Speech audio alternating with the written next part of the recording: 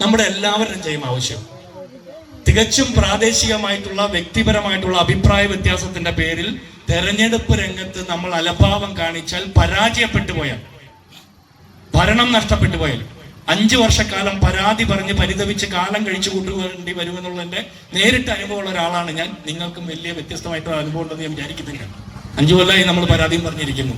ഒരുപാട് വികസന പ്രവർത്തനങ്ങൾ, കോടിക്കണക്കിന് രൂപയുടെ വികസന പ്രവർത്തനങ്ങൾ, നേരത്തെ രാജൻ പല്ലൂർ എണ്ണി പറഞ്ഞതുപോലെ ഒരുപാട് പ്രവർത്തനങ്ങൾ നടത്തിയ ഒരു പഞ്ചായത്ത് ഭരണസമിതിക്ക് തുടർച്ചയായിട്ട് അധികാരത്തിൽ എത്താൻ പറ്റാതിരുന്നത് അഭിപ്രായ വ്യത്യാസങ്ങളുടെ പേരിൽ മാത്രമാണ്. അത് ഇപ്രാവശ്യം ഉണ്ടായിക്കൂടാ. ഞാൻ മനസ്സിലാക്കുന്ന ഈ വാർഡിലെ 4ാം വാർഡിലെ സ്ഥാനാർത്ഥി ചിഞ്ചു ജിജോന്റെ വിജയം ഏകദേശം ഉറപ്പാണ്. വലിയ മാറ്റമൊന്നുമില്ല. ഭൂരിപക്ഷം വർദ്ധിപ്പിക്കുക എന്നുള്ളതാണ് 100%. മാറ്റമൊന്നുമില്ല. പക്ഷെ നമ്മുടെ ആവശ്യം എന്താണെന്ന് വെച്ചാൽ വലിയ ഭൂരിപക്ഷത്തോടെ ജയിക്കും.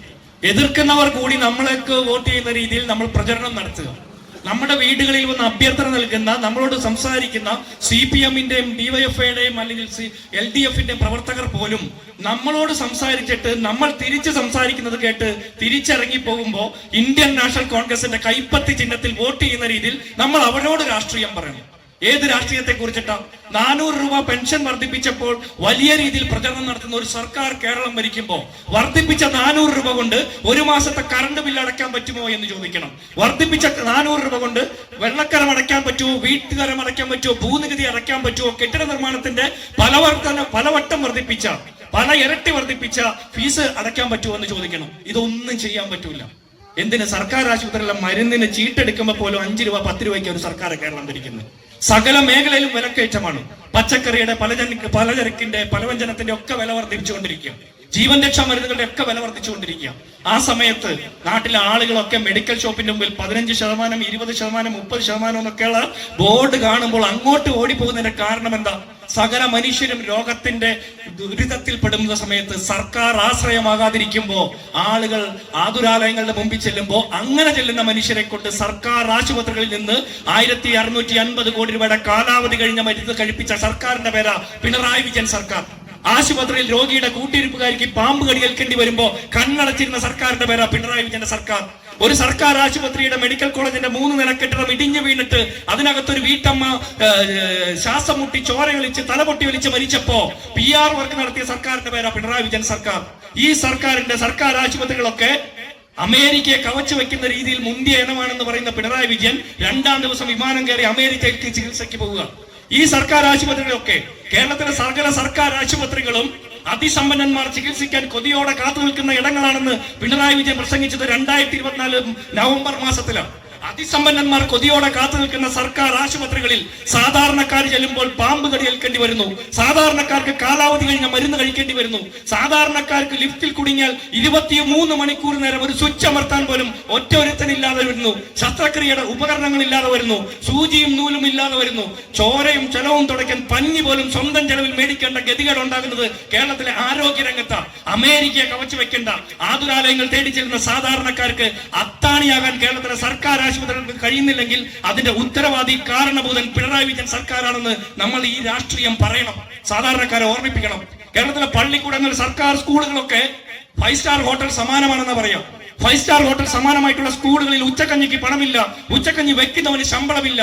ഇതൊക്കെ പോട്ടെ, ക്ലാസ് റൂമിനകത്ത് 5ാം ക്ലാസ്സുകാരി പാമ്പ് കടിയേറ്റ് മരിക്കേണ്ടത് പിണറായി വിജയൻ സർക്കാർ കേരളം ഭരിക്കുന്ന കാലത്താണ്.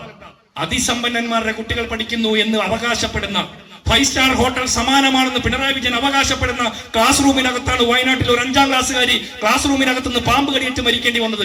14 കോടി രൂപയ്ക്ക് കഴിഞ്ഞ ഏപ്രിൽ മാസം കേരളത്തിലെ പത്രമാധ്യമങ്ങളിൽ പരസ്യം ചെയ്യാൻ PRD ഡിപ്പാർട്ട്മെന്റ് കേരളത്തിലെ നികുതി പണം എടുത്ത് ചെലവഴിച്ചത്. 500 രൂപ മതി സിമന്റും മണലും മാറി ആ തറയിലെ പൊട്ടലിൽ വാരി തെച്ചിരുന്നെങ്കിൽ ആ മരിച്ച പാമ്പ് കടിയേറ്റ് മരിച്ച കുട്ടിയുടെ അച്ഛനും അമ്മയും സന്തോഷത്തോടെ ഈ തെരഞ്ഞെടുപ്പിൽ പിണറായി വിജയന്റെ പാർട്ടിക്ക് വോട്ട് ചെയ്തനെ. അരുവാൾ ചുറ്റിക നക്ഷത്രം കാണുമ്പോ ആവേശത്തോടെ ചൂണ്ടുവിരലമർത്തി പിണറായി വിജയനെ വിജയിപ്പിച്ചിട്ട് LDF വരുമ്പോ എല്ലാം ശരിയാകുമെന്ന് വിശ്വസിച്ച് മുദ്രാവാക്യം വിളിച്ച സാധാരണക്കാരായിട്ടുള്ള സഖാക്കന്മാരടക്കമുള്ള മനുഷ്യരെ കൊള്ളയടിച്ച സർക്കാരിന്റെ പേരാ പിണറായി വിജയന്റെ സർക്കാർ. ഈ സർക്കാരിന്റെ 4ാം വാർഷികാഘോഷത്തിന് 200 കോടി രൂപ ചെലവഴിച്ചുകൊണ്ട് 14 ജില്ലാ ആസ്ഥാനങ്ങളിലും ആഘോഷ മഹാമഹം സംഘടിപ്പിച്ച സർക്കാരിന്റെ പേര് പിണറായി വിജയന്റെ സർക്കാർ എന്നാ. 200 കോടി രൂപ എന്ന് പറഞ്ഞാൽ സാധാരണക്കാരുടെ വീടെന്ന് പറഞ്ഞ സ്വപ്നമാണ്.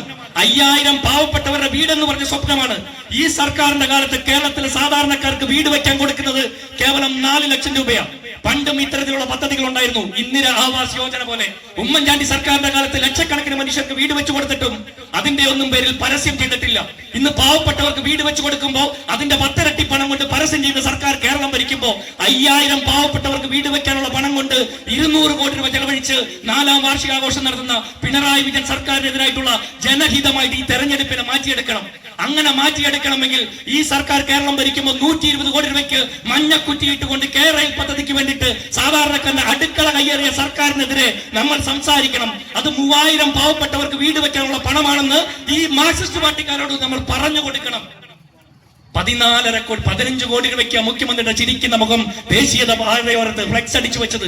15 കോടി രൂപ എന്ന് പറഞ്ഞാൽ ലൈഫ് മിഷനിൽ പേര് രജിസ്റ്റർ ചെയ്യപ്പെട്ടിട്ടുള്ള ഗുണഭോക്തൃ ലിസ്റ്റിൽപ്പെട്ട മനുഷ്യർ 375 കുടുംബങ്ങൾക്ക് വീട് വെക്കാനുള്ള പണമുണ്ട്.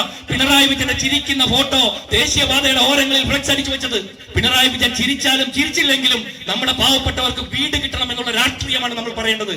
ഇങ്ങനെ നോക്കുമ്പോൾ 1,26,000 മനുഷ്യർ ലൈഫ് മിഷന്റെ ഗുണഭോക്തൃ ലിസ്റ്റിൽപ്പെട്ടിട്ട് ഈ സമയത്ത് പെയ്യുന്ന മഴയിൽ പോലും മേൽക്കൂരയില്ലാത്ത വീട്ടിൽ ഭിത്തിക്ക് മേലെ ടാർപോളിൻ ഷീറ്റ് വിരിച്ചു കിടക്കുന്ന കേരളത്തിലാണ് 5000 പാവപ്പെട്ടവരുടെ വീടിന്റെ പണമെടുത്ത് സർക്കാരിന്റെ 4ാം വാർഷികാഘോഷം നടത്തുന്നത്. 3000 കുടുംബങ്ങളുടെ വീടിന്റെ പണമെടുത്ത് മഞ്ഞക്കുറ്റിയിട്ട് കൊണ്ടുപോകുന്നത്. 375 കുടുംബങ്ങളുടെ പണമെടുത്ത് മുഖ്യമന്ത്രിയുടെ ചിരിക്കുന്ന ഫോട്ടോ ഫ്ലെക്സ് അടിച്ചു വെക്കുന്നത്. ക്ലിഫ് ഹൗസിലെ നീന്തൽക്കുളത്തിന് 45 ലക്ഷം രൂപയാണ്.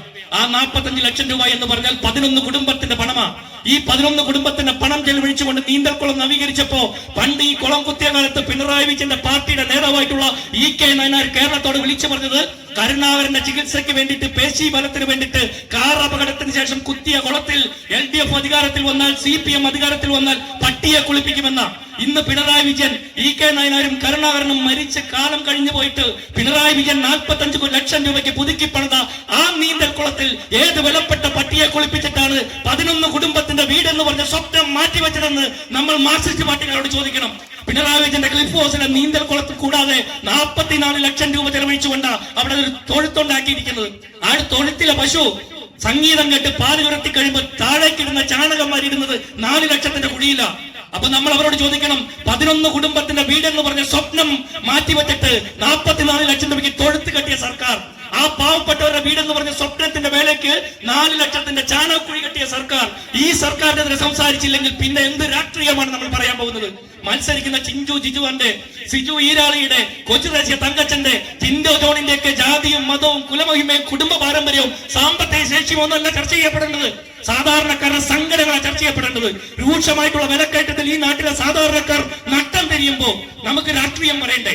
പച്ചക്കറിയുടെ വില വർദ്ധിച്ചപ്പോ, ജീവൻ രക്ഷാമരുന്നുകളുടെ വില വർദ്ധിച്ചപ്പോ, നിത്യോപയോഗ സാധനങ്ങളുടെ വില വർദ്ധിച്ചപ്പോ കണ്ണടച്ച് ഇരുട്ടാക്കിയിരുന്ന പിണറായി വിജയൻ സർക്കാരിനെതിരെ രാഷ്ട്രീയം പറയാൻ കിട്ടുന്ന ഈ അവസാന അവസരം നമ്മൾ ഉപയോഗിച്ചില്ലെങ്കിൽ ഈ പഞ്ചായത്ത് തെരഞ്ഞെടുപ്പിൽ സകല പഞ്ചായത്തുകളിലും മുനിസിപ്പാലിറ്റികളിലും കോർപ്പറേഷനുകളിലും വലിയ ഭൂരിപക്ഷത്തോടെ പ്രതിപക്ഷമില്ലാത്ത രീതിയിൽ UDF വിജയിച്ചില്ലെങ്കിൽ ഇനി അങ്ങോട്ട് നടക്കാൻ പോകുന്ന നിയമസഭാ തെരഞ്ഞെടുപ്പിന് ശേഷം കേരളത്തിന്റെ നിയമസഭയുടെ പടിക്കെട്ട് കയറാൻ പോകുന്നത് പിണറായി വിജയന്റെ സർക്കാരായിരിക്കും. ഇനി ഒരിക്കൽ കൂടി ദുർഭൂതത്തെ ചുമക്കേണ്ട ഗതികേട് നമുക്കുണ്ടോ എന്ന് നമ്മൾ ആലോചിക്കണം.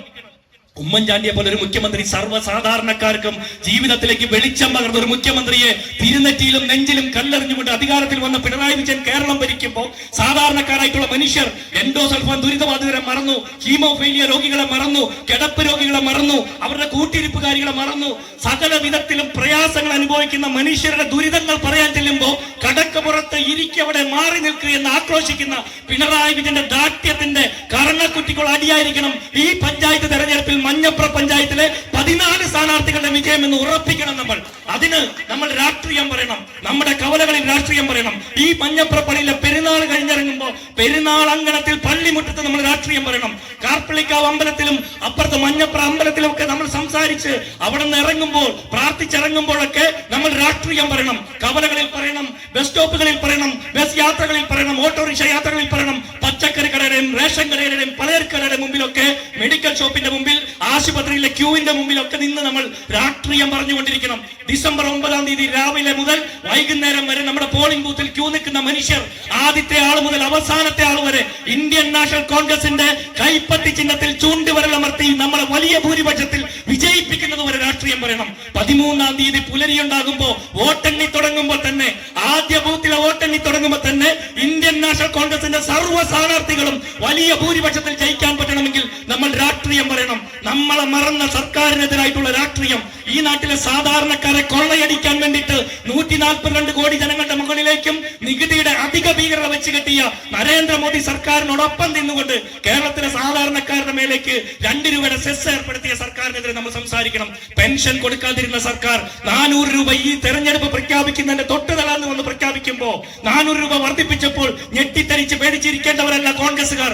കാരണം 6 മാസക്കാലം ക്ഷേമ പെൻഷൻ നിഷേധിച്ച സർക്കാരിനെതിരെ തെരുവ് നിറഞ്ഞ് സമരം ചെയ്ത് തലപൊട്ടി ഒളിച്ച് എല്ലോടിച്ച് ജയിലിൽ നിറച്ച കോൺഗ്രസുകാർ, UDF-കാർ ഭയപ്പെട്ടിരിക്കേണ്ടവരല്ല. 6 മാസക്കാലം ക്ഷേമ പെൻഷൻ നിഷേധിക്കപ്പെട്ടപ്പോ ആത്മഹത്യ ചെയ്ത കോഴിക്കോട്ട് ചക്കിട്ടപ്പാറയിലെ ജോസഫ് ഏട്ടനെ ഓർമ്മിച്ചിട്ട് വേണം നമ്മൾ ഈ തെരഞ്ഞെടുപ്പിലേക്ക് മുന്നോട്ട് പോകാൻ. നമ്മുടെ വീട് കയറി വരുന്ന മാർക്സിസ്റ്റ് പാർട്ടിയുടെ സാധാരണക്കാരായിട്ടുള്ള മനുഷ്യരോട് നമ്മൾ പറയേണ്ടത്, നിങ്ങൾ 400 രൂപ വർദ്ധിപ്പിച്ചതിനെ കുറിച്ച് പറയുന്നു, ഞങ്ങൾ പറയുന്നു 5 വട്ടം കറണ്ട് ചാർജ് വർദ്ധിപ്പിച്ചതിനെ കുറിച്ച്. നിങ്ങൾ 5 വട്ടം വർദ്ധിപ്പിച്ച കറണ്ട് ചാർജ് അടയ്ക്കാൻ നിങ്ങൾ 1 വട്ടം മാത്രം വർദ്ധിപ്പിച്ച ഈ 400 രൂപ കൊണ്ട് സാധിക്കുമോ എന്ന് ചോദിക്കണം. വീട്ടുകാരം അടയ്ക്കാൻ, ഭൂനികുതി അടയ്ക്കാൻ, കെട്ടിട നികുതി അടയ്ക്കാൻ, നിങ്ങൾ വർദ്ധിപ്പിച്ച സകലമാന ഫീസുകളും അടയ്ക്കാൻ ഈ ഒറ്റത്തവണ വർദ്ധിപ്പിച്ച 400 രൂപ കൊണ്ട് സാധിക്കുമോ എന്ന് ചോദിക്കണം. ഈ സർക്കാരിന്റെ പ്രകടന പത്രികയിൽ പറഞ്ഞത് 2500 രൂപയായിട്ട് ക്ഷേമ പെൻഷൻ കൊടുക്കുമെന്ന. എങ്കിൽ ഈ സർക്കാർ അധികാരത്തിൽ വന്ന 2021 മെയ് മാസം മുതൽ നാളിതുവരെ ഈ 5 വർഷക്കാലം സാധാരണക്കാരായിട്ടുള്ള മനുഷ്യരിൽ നിന്ന് പിടിച്ചു വെച്ചത് 900 രൂപ വീതം ആണ്. അങ്ങനെയാണെങ്കിൽ 64 ലക്ഷത്തോളം വരുന്ന മനുഷ്യരുടെ 900 രൂപ വീതം പിടിച്ചു വെച്ചത് 34,000 കോടി രൂപ സാധാരണക്കാർക്ക് കടപ്പെട്ട ഒരു സർക്കാർ കേവലം 400 രൂപ അധികം പ്രഖ്യാപിക്കുമ്പോൾ ഭയപ്പെട്ടു പോകേണ്ടവരല്ല കോൺഗ്രസ്. എത്ര പരാജയങ്ങൾ ഉണ്ടായാലും വീറോടെ ശിരസുയർത്തി പോരാടുന്ന രാഹുൽ ഗാന്ധിയുടെ, മല്ലികാർജുൻ ഖാർഗെയുടെ, പ്രിയങ്ക ഗാന്ധിയുടെ പാർട്ടിയുടെ കോൺഗ്രസ് പ്രവർത്തകർ ഇവരുടെ 400 രൂപയുടെ ഈ പരസ്യം കാണുമ്പോൾ പേടിച്ചു പോകേണ്ടവരല്ല.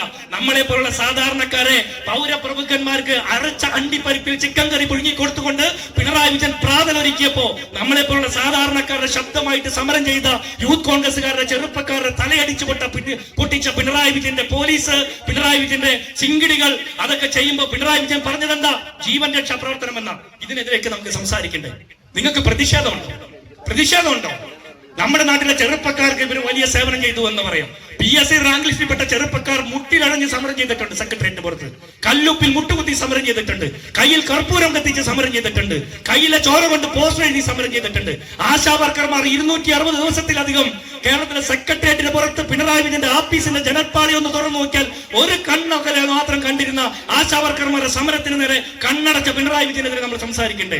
ഈ തെരഞ്ഞെടുപ്പ് ഈ ദിവസം വരെ എത്തിയിട്ട് നമ്മൾ ഈ രാഷ്ട്രീയം എവിടെയെങ്കിലും സംസാരിച്ചോ? നമ്മൾ സംസാരിക്കേണ്ടത് ഇന്ത്യൻ നാഷണൽ കോൺഗ്രസിന്റെ സ്ഥാനാർത്ഥികളെ കുറിച്ചിട്ട്, സ്ഥാനാർത്ഥിയുടെ ചിഹ്നത്തെ കുറിച്ച്, നമ്മൾ മുന്നോട്ട് വെക്കുന്ന രാഷ്ട്രീയ മുദ്രാവാക്യത്തെ കുറിച്ച്. അതിനേക്കാളപ്പുറം നമ്മളെ കൊള്ളയടിച്ച് കടന്നു പോകുന്ന 9.5 കൊല്ലമായിട്ട് സാധാരണക്കാരന്റെ പോക്കറ്റ് കൊള്ളയടിച്ച് മടുത്തപ്പോ ശബരിമല ശാസ്താവിന്റെ സ്വർണ്ണപ്പാളി അടക്കം കടത്തിക്കൊണ്ട് കടന്നു പോകുന്ന പിണറായി വിജയൻ സർക്കാരിനെതിരെ സംസാരിക്കണം. മഞ്ഞപ്രപ്പള്ളിയിലെ പെരുന്നാളിന് മാതാവിന്റെ പ്രദക്ഷിണ ഇറങ്ങുമ്പോ നമ്മളെല്ലാവരും കുറച്ചുപേർ പള്ളിക്കകത്ത് കാവൽ നിൽക്കണം. ഈ സഖാക്കന്മാർ പള്ളിക്കകത്ത് നേർച്ചക്കുറ്റി അടിച്ചു കൊണ്ടുപോകാതിരിക്കാൻ, മാതാവിന്റെ രൂപം കട്ടുകൊണ്ടുപോകാതിരിക്കാൻ, തോമസ് ലീഗായുടെ രൂപം കട്ടെടുക്കാതിരിക്കാൻ, മലയാറ്റൂർ പള്ളിയിലും മഞ്ഞപ്രപ്പള്ളിയിലും കാലടി ശങ്കരാചാര്യരുടെ സ്തൂപത്തിന് മുമ്പിലൊക്കെ നമ്മൾ കോൺഗ്രസുകാർ കാവൽ നിൽക്കേണ്ട ഗതികേടിലേക്ക് ഈ നാട്ടിലെ സാധാരണക്കാരുടെ വിശ്വാസം മോഷ്ടിച്ചെടുത്ത സർക്കാർ കേരളം ഭരിക്കുമ്പോൾ രാഷ്ട്രീയമാണ് സംസാരിക്കേണ്ടത്. രാഷ്ട്രീയം സംസാരിച്ച് തന്നെ നമുക്ക് ഈ തെരഞ്ഞെടുപ്പിനെ ജയിക്കാം. പ്രിയപ്പെട്ടവരെ, ഈ വാർഡിലെ 4-ാം വാർഡിലെ കോൺഗ്രസിന്റെ UDF-ന്റെ സ്ഥാനാർത്ഥി ചിഞ്ചു ജിജോയുടെ കൈപ്പത്തി ദിനത്തിൽ വോട്ടമർത്തി വിജയിപ്പിക്കുമ്പോൾ നമ്മൾ വോട്ട് ചെയ്യുന്നത് ഇന്ത്യൻ നാഷണൽ കോൺഗ്രസിന് വേണ്ടി മാത്രമല്ല, ഈ നാട്ടിലെ സർവ്വ സാധാരണക്കാർക്കും, സർക്കാർ അവഗണിച്ചു വിട്ട സാധാരണക്കാർക്ക് വേണ്ടിയിട്ടാണ്. ഉമ്മൻചാണ്ടിയുടെ കാലത്ത് 10-21 മണിക്കൂർ നിന്ന നിൽപ്പിൽ ഒറ്റ ഒപ്പിട്ട് കൊടുത്തുകൊണ്ട് ലക്ഷക്കണക്കിന് മനുഷ്യരുടെ ജീവിതത്തിലേക്ക് വെളിച്ചം പകർന്നു കിട്ടപ്പെട്ട ആ സാധാരണക്കാരെ ഇന്ന് സർക്കാർ അവഗണിക്കുമ്പോ ഈ അവഗണിക്കപ്പെട്ട മനുഷ്യർക്ക് വേണ്ടി കൂടിയാണ് നിങ്ങൾ വോട്ട് ചെയ്യുന്നത്. നിങ്ങൾ കൈപ്പത്തി ചിഹ്നത്തിൽ വോട്ട് ചെയ്യുമ്പോൾ പിണറായി വിജയന്റെ സർക്കാർ അവഗണിച്ച സാധാരണക്കാർക്ക് വേണ്ടി കൂടിയാണ് വോട്ട് ചെയ്യുന്നത്. നിങ്ങൾ കൈപ്പത്തിയിൽ നിങ്ങളുടെ വിരലമർത്തുമ്പോൾ നമ്മൾ പിണറായി വിജയന്റെയും നരേന്ദ്രമോദിയുടെയും സർക്കാരുകൾക്കെതിരെ, സാധാരണക്കാരെ കൊള്ളയടിക്കുന്ന ഈ ഇരട്ട എഞ്ചിൻ സർക്കാരുകൾക്കെതിരെ കൂടിയാണ് നമ്മൾ വോട്ട് ചെയ്യുന്നത്. നമ്മുടെ നാട്ടിലെ മനുഷ്യരെ ജാതിയുടെയും മതത്തിന്റെയും വർഗത്തിന്റെയും വർണ്ണത്തിന്റെയും ഒക്കെ പേരിൽ ഭിന്നിപ്പിച്ച് ഭരിക്കാൻ ശ്രമിക്കുന്ന നരേന്ദ്രമോദിയുടെയും പിണറായി വിജയന്റെയും ഈ വർഗീയ ധ്രുവീകരണ രാഷ്ട്രീയത്തെ കൂടി തൂത്തെറിയേണ്ടത് ഇന്ന് കാലഘട്ടത്തിന്റെ അനിവാര്യതയാണ്. ഒരു കാര്യം കൂടി പറയാം. നമ്മൾ ഇതൊക്കെ പറഞ്ഞു കടന്നു പോകുമ്പോ നമ്മൾ കണ്ടുമുട്ടുന്ന മുഴുവൻ മനുഷ്യരോട് പറയാൻ മറന്നു പോകുന്ന ഒരു കാര്യമുണ്ട്. പറയാൻ മറന്നു പോകുന്ന കാര്യം ഉമ്മൻചാണ്ടിയെ കുറിച്ചിട്ട്. ഉമ്മൻചാണ്ടിയെ പോലെ ഒരു മുഖ്യമന്ത്രി കേരളത്തിന്റെ പടിക്കെട്ട് കയറുന്ന സ്വപ്നം കാണണമെങ്കിൽ പിണറായി വിജയനെ ചൂണ്ടിക്കാണിച്ച് നമ്മൾ ഭയപ്പെടുത്തണം. പിണറായി വിജയനെ പോലെ ഒരു മുഖ്യമന്ത്രി ഇനിയും തുടരണമെന്നോ എന്ന് നമ്മൾ ആലോചിക്കണം. ആഗോള അയ്യപ്പ സംഗമം നടത്തി 8 കോടി രൂപ ചെലവഴിച്ച് കാലി കസേരയെ സാക്ഷിയാക്കി പിണറായി വിജയൻ പ്രസംഗിച്ചപ്പോ പിണറായി വിജയന് തുടർഭരണം കിട്ടുമെന്ന് വീമ്പിളക്കിയ മാധ്യമ പ്രവർത്തകരെ കൊണ്ട് തന്നെ ഇവിടെ UDF-ന് കോൺഗ്രസിന് അനുകൂല തരംഗമാണെന്നും 2026 മെയ് മാസത്തിൽ നിയമസഭാ സമ്മേളനത്തിന് കേരളത്തിന്റെ നിയമസഭയുടെ പടിക്കെട്ട് കയറുന്നവരുടെ മുൻപന്തിയിൽ ഉമ്മൻചാണ്ടിക്ക് സമനായിട്ടുള്ള ഒരു കേരളത്തിന്റെ മുഖ്യമന്ത്രി കൈപ്പത്തി ചിഹ്നം ഉയർത്തി കാണിച്ച് കടന്നു പോകുമ്പോൾ അക്കൂട്ടത്തിൽ എന്റെ കൈപ്പത്തി കൂടി ഉണ്ടെന്ന് നിങ്ങൾക്ക് ഉറച്ചു പറയാൻ പറ്റണമെങ്കിൽ നമ്മൾ രാഷ്ട്രീയം സംസാരിക്കണം. പഞ്ചായത്തുകളിൽ, മുനിസിപ്പാലിറ്റികളിൽ, കോർപ്പറേഷനിലൊക്കെ കോൺഗ്രസിന് ശക്തമായ വേരോട്ടമുണ്ടെന്ന് ബോധ്യപ്പെടുത്തേണ്ടത് നമ്മുടെ കാലികമായിട്ടുള്ള ഉത്തരവാദിത്തം. എന്തൊക്കെ ചെയ്താലും നമ്മൾ തന്നെ ജയിക്കും. എത്ര സമരം ചെയ്താലും, എത്ര തലമുട്ടിയാലും, എത്ര തല്ലിയാലും, എത്ര കൽത്തുറങ്കിലടച്ചാലും നമ്മുടെ പോരാട്ടം വിജയിക്കുമെന്ന് തെളിയിക്കേണ്ടത് തെരഞ്ഞെടുപ്പില്ല.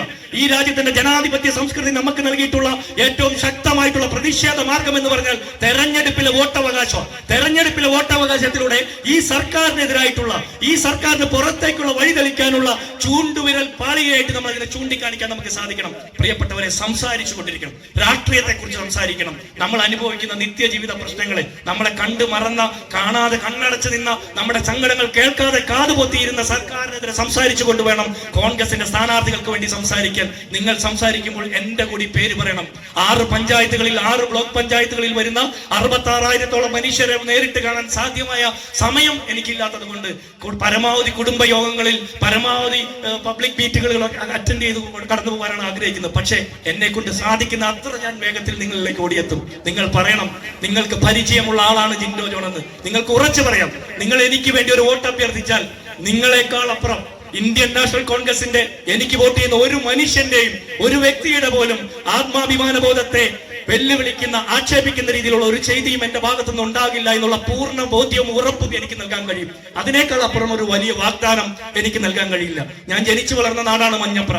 എനിക്ക് പരിചയമുള്ള മനുഷ്യരാണ് നിങ്ങൾ. അപ്പൊ നിങ്ങൾ സംസാരിക്കുമ്പോൾ ഒറ്റത്തിൽ എന്നെ കൂടി ഓർത്ത് സംസാരിക്കണം. എനിക്ക് വേണ്ടി കൂടി സംസാരിക്കണം. നിങ്ങൾ പറയുന്ന ഓരോ വാക്കും പാഴാകാതെ വാക്ക് പാലിക്കാൻ പറ്റുമെന്നുള്ള പൂർണ്ണ ബോധ്യത്തോടെ ഞാൻ എന്റെ വാക്കുകൾ നിർത്തുക. ഇന്ത്യൻ നാഷണൽ കോൺഗ്രസ് പാർട്ടി എനിക്ക് ചിഹ്നം തന്ന് എന്നെ മത്സരിക്കാൻ വിട്ടത് ഈ പാർട്ടിക്ക് നാണക്കേടുണ്ടാകാത്ത രീതിയിൽ രാഷ്ട്രീയ പ്രവർത്തനം നടത്താൻ വേണ്ടിയിട്ടാണ്. വ്യക്തിപരമായി എന്റെ ജീവിതത്തിന്റെ ഭാഗമായിട്ട് ഒരു തരത്തിലും ഈ പാർട്ടിക്ക് ക്ഷീണമുണ്ടാകുന്ന ഒരു നിലപാടെടുക്കുന്ന ഒരു സമീപനവും എന്റെ ഭാഗത്തുനിന്നുണ്ടാവില്ല. നാളിതുവരെ പറഞ്ഞതുപോലെയുള്ള മതേതര രാഷ്ട്രീയ നിലപാടുകൾ ഇന്ത്യൻ നാഷണൽ കോൺഗ്രസുകാരെന്നുള്ള ഉത്തമ ബോധ്യത്തിൽ എല്ലാ രീതിയിലും സന്ധിയില്ലാത്ത പോരാട്ടത്തിന് CPM-കാരോടും BJP-കാരോടും രാഷ്ട്രീയം പറഞ്ഞ് പോരാടാൻ തീർച്ചയായും ആർജവമുള്ള ഒരു വ്യക്തി എന്നുള്ള നിലയ്ക്ക് നിങ്ങൾ എന്നെ കൂടി പരിഗണിക്കണം. എനിക്ക് വേണ്ടി കൂടി നിങ്ങൾ കവലകളിലും പള്ളി അങ്കണങ്ങളിലും അമ്പലപ്പറമ്പിലും കണ്ടുമുട്ടുന്ന സകല മനുഷ്യരോടും ജോലിക്ക് പോകുമ്പോഴും ഒക്കെ എനിക്ക് വേണ്ടി കൂടി നിങ്ങൾ സംസാരിക്കണമെന്ന് മാത്രം പറഞ്ഞുകൊണ്ട് താങ്ക് യു.